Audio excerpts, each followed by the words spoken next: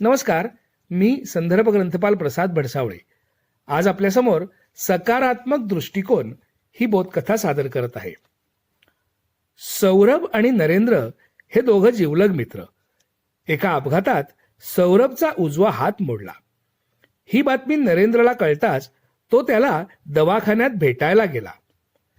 सौरभचा मोडलेला हात, त्याच्या अंगावर जागोजागी झालेले काळे निळे डाग पाहून नरेंद्रला वाईट वाटत होते, पण त्याला रडू मात्र येत नव्हते.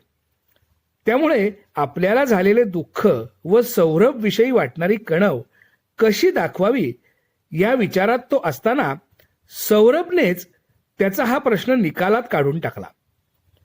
सौरभने चक्क हसून नरेंद्रचे स्वागत केले. त्याच्या तोंडालाही मार लागला होता.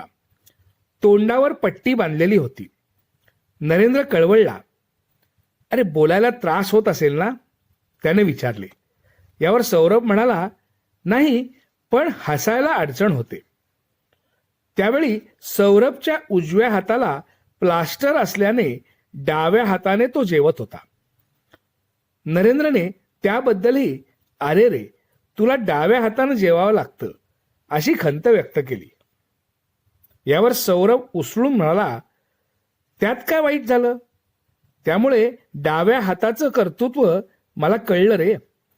अरे, आपला डावा हात उजव्या हातापेक्षा अधिक ताकदवान असतो, पण हा डावा हात आपलं सगळं काम उजव्या हातावर ढकलून स्वतः स्वस्थ बसतो. त्याची शक्ती खर्चच होत नाही. त्यामुळे अपघाताचा हा केवढा फायदा झाला बघ.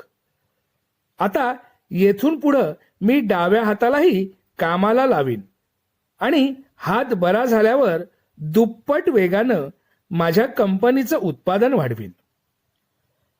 दुःखाचा लवलेश व निराशेचा कोणताही सूर नसलेल्या सौरभच्या सकारात्मक दृष्टिकोनाकडे नरेंद्र पाहतच राहिला.